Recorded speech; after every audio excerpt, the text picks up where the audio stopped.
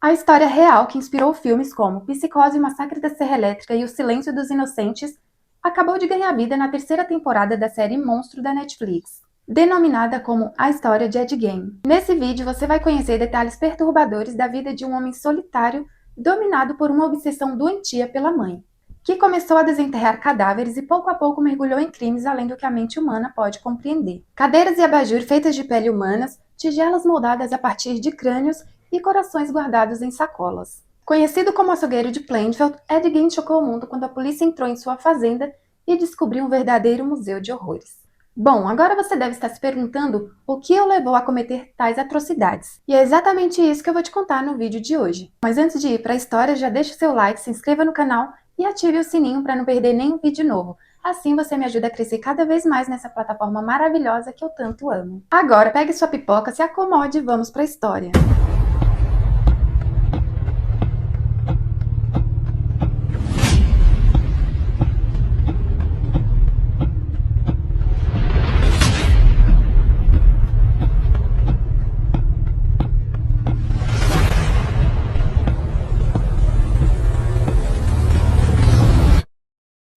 Edward Theodore Gein nasceu no dia 27 de agosto de 1906 em Wisconsin, nos Estados Unidos.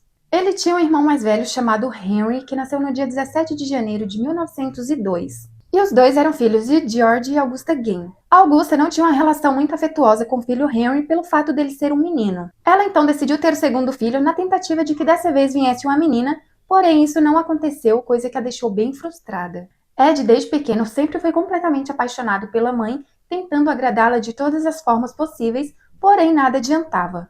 A dinâmica da família não era nada saudável, ainda mais pelo fato de que ela tinha um enorme desprezo pelo sexo masculino, principalmente pelo seu marido. Ela o considerava um fracassado, principalmente por ele ser um alcoólatra instável e agressivo, que já chegou a agredi-la algumas vezes. E também pelo fato dele não conseguir se manter no mesmo emprego por muito tempo. Ao longo dos anos, passou por diversas funções, como carpinteiro, curtidor de couro e vendedor de seguros, porém não conseguiu se estabelecer em nenhum deles. Augusta era extremamente religiosa e por essa questão nunca quis se separar do marido, porque acreditava que isso ia contra os ensinamentos de Deus e que casamento era para a vida toda. Durante um breve período, eles chegaram a ser donos de uma mercearia, porém, apesar do sucesso, eles acabaram vendendo o negócio e se mudando para uma fazenda aos redores de Plainfield. Aquela propriedade rural se tornaria o único mundo que Ed Gein realmente conheceria. Como eu já disse, Augusta era extremamente religiosa. Ela acreditava que o mundo era imoral e que todas as mulheres, com exceção dela, eram impuras, perversas e do diabo. Todas as tardes ela lia a Bíblia para os filhos, escolhendo trechos sombrios do Antigo Testamento, onde falavam sobre punição, morte e vingança divina. Ed e seu irmão Henry só saíam da fazenda basicamente para ir à escola. Segundo professores e colegas, Ed era um menino muito tímido e estranho, chegando a rir sozinho do nada. E isso fazia com que o garoto sofresse muito bullying, o que acabava reforçando tudo que a sua mãe falava sobre o mundo lá fora, de que as pessoas eram más. Eles também eram constantemente punidos pela mãe sempre que tentavam fazer amizades na escola, porque, segundo Augusta, aquelas crianças vinham de famílias pecadoras. Em 1940, aos 66 anos, o pai de Ed acabou falecendo devido a problemas no coração causados pelo consumo excessivo de álcool. Após a morte de George, os irmãos passaram a fazer bicos na cidade para ajudar no sustento da casa. Os moradores da cidade os viam como homens honestos e de confiança.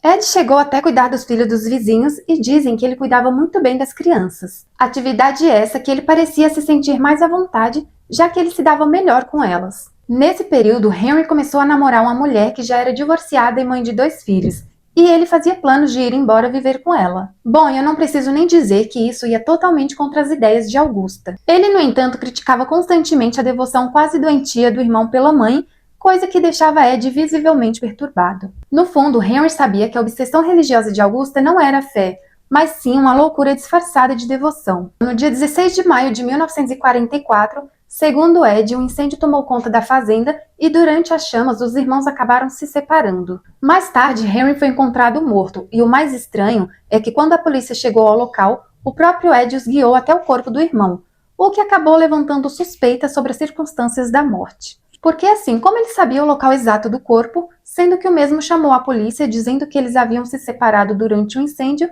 e o seu irmão estava desaparecido. Henry estava de bruços, cheio de fuligem e com alguns ferimentos na cabeça, porém não estava queimado. A causa da morte foi registrada como asfixia. É como se Henry tivesse inalado uma grande quantidade de fumaça e sufocado até a morte enquanto a vegetação ao redor se queimava. Porém, nada foi investigado a fundo. Com a morte de Henry, Augusta sofreu um derrame, onde acabou ficando paralisada.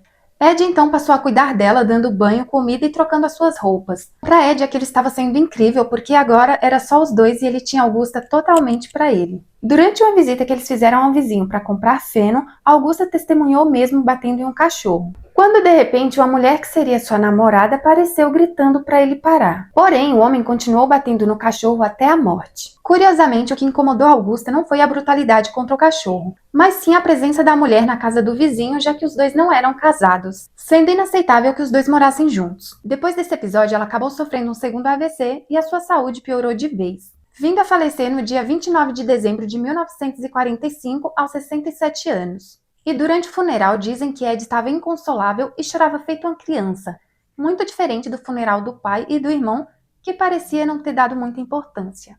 Bom, e agora aos 39 anos ele se encontrava totalmente sozinho. Depois da morte da mãe, Edward passou a viver cada vez mais isolado na fazenda da família e saía só quando realmente era necessário. Sua casa se encontrava suja e com aspecto de abandono, com exceção do quarto de Augusta, já que ele isolou, onde permaneceu limpo e organizado. Edward ficou em um pequeno quarto perto da cozinha, onde começou a mergulhar em leituras perturbadoras, como revistas sobre mortes canibais, anatomia humana e até atrocidades nazistas. Com o tempo, ele começou a fazer visitas noturnas aos cemitérios locais, um hábito sombrio que marcaria o começo de algo ainda mais assustador. Ed então começou a violar os túmulos e desenterrar corpos de mulheres de meia idade que, segundo ele, lembrava sua mãe, e que haviam sido enterrados recentemente. Isso tudo após pesquisar nos obituários da cidade para ver quem eram aquelas mulheres. E segundo algumas fontes que eu li, às vezes ele chegava a ir até no velório das pessoas. Ele então as levava para casa, às vezes o corpo inteiro e às vezes só alguns pedaços. Então, com suas peles e ossos, ele fabricava objetos bem macabros que mantinham em sua residência, como lixeiras, assentos de cadeiras, abajur, calças e máscaras. Vivendo em um mundo completamente sombrio e perturbador, ele costurava roupas com pele humana e se fantasiava, chegando a imitar a sua mãe. Foram encontrados também tigelas feitas de crânios humanos, um cinto feito de mamilos femininos e 9 vulvas dentro de uma caixa de sapato, entre outros objetos bem bizarros. Posteriormente, Ed revelou que entre 1947 e 1952, ele realizou ao menos 40 visitas noturnas a cemitérios locais, enquanto caminhava em estado de confusão mental. Em aproximadamente 30 dessas visitas, ele recuperava a consciência ainda no cemitério e deixava sepulturas intactas e ia embora sem levar nada. Um dos poucos lugares que ele ainda visitava com certa frequência era um bar que ficava a cerca de 11 quilômetros de Plainfield, cuja dona se chamava Mary Holdman e lembrava muito a sua mãe. Edward então decidiu que Mary seria sua primeira vítima. No dia 8 de dezembro de 1954, Ed Gein esperou o bar esvaziar, se aproximou, matou Mary e levou o corpo para casa, onde o cortou em pedaços. No dia seguinte, clientes perceberam que o bar estava fechado e havia um rastro de sangue. Então chamaram a polícia, pois havia sinais de que algo muito estranho estava acontecendo, porém ninguém desconfiava que Ed Gein estava envolvido.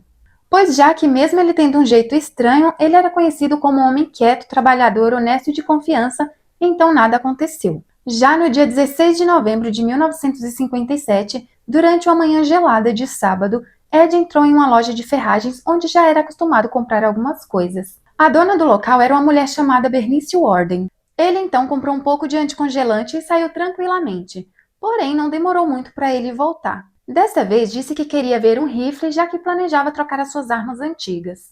Sem desconfiar de nada, ela pegou a arma, entregou a Ed e por um instante virou de costas. E foi nesse momento que a rotina se partiu em tragédia. Bernice jamais poderia imaginar que aquele homem de olhar sereno estava prestes a mostrar o seu lado mais sombrio e puxar o gatilho contra ela. Horas depois, algo chamou a atenção na pequena cidade de Plainfield. A loja de ferragens de Bernice Warden estava fechada. O seu filho Frank, que era assistente do xerife, entrou no local e percebeu que estava tudo revirado, e que no chão havia uma trilha de sangue que se estendia até a porta dos fundos. A polícia então foi chamada e ao chegar no local, um simples recibo chamou a atenção. A última venda feita no dia anterior teria sido um galão de anticongelante registrado no nome de Edward Gein. Naquele momento, ele deixou de ser apenas um homem estranho e se tornou o principal suspeito. Os investigadores então chegaram à fazenda isolada de Ed Gein, que estava cercada por neve e escuridão. E assim, como na fazenda não havia eletricidade, eles precisaram usar lanternas para se guiar. Então, logo se depararam com o corpo de uma mulher pendurado pelos pés, sem a cabeça e com um corte que ia das partes íntimas até o pescoço. A cena era tão perturbadora que chocou até os policiais mais experientes. E a vítima era ninguém menos que Bernice Warden. Sua cabeça foi encontrada dentro de um saco e os seus órgãos haviam sido colocados dentro de um balde. Em uma caixa foi encontrado o crânio de Mary Holdman e dentro de um saco havia sido encontrado o seu rosto, na qual Ed fez uma máscara e usava. No total, cerca de 15 corpos espalhados pelos cômodos foram encontrados, fora o cheiro insuportável que circulava por ali. Ele então se tornou o principal suspeito de vários outros desaparecimentos na região. Ed Gein então foi capturado e preso enquanto jantava na casa de um vizinho. Interrogado na cadeia, inicialmente ele negou tudo, porém, sob pressão, ele acabou confessando os assassinatos de Bernice e Mary. Não lembrando de todos os detalhes, ele descrevia tudo de forma meio confusa. Ao ser questionado se ele mantinha relações sexuais com aqueles corpos, ele disse que não porque os mesmos cheiravam muito mal. Ed Gein foi internado em um hospital psiquiátrico, sendo considerado mentalmente incompetente para ser julgado. Após 11 anos, ele foi levado a julgamento pelo assassinato de Bernice e foi considerado culpado, mas insano no momento do crime, sendo condenado a passar o resto da vida na instituição psiquiátrica. A fazenda foi marcada para ser leiloada em março de 1958, porém, dias antes, misteriosamente, ela acabou pegando fogo. Porém, a causa do incêndio nunca foi investigada. Ed Gein morreu no dia 24 de julho de 1984, aos 77 anos, vítima de um câncer. Ele então foi enterrado ao lado dos pais e do irmão, perto dos locais onde ele havia roubado corpos décadas antes. A sua lápide acabou sendo roubada e vandalizada, porém foi recuperada anos depois. Bom, gente, por hoje eu fico por aqui. O caso é muito longo, eu peguei só as partes mais importantes. Porém, se vocês quiserem pesquisar mais a fundo, eu vou deixar as referências aqui embaixo, é só vocês darem uma olhadinha. Não esqueça de se inscrever no canal, deixar um likezinho aqui embaixo e ativar as notificações para não perder nenhum vídeo novo. Beijos! Tchau!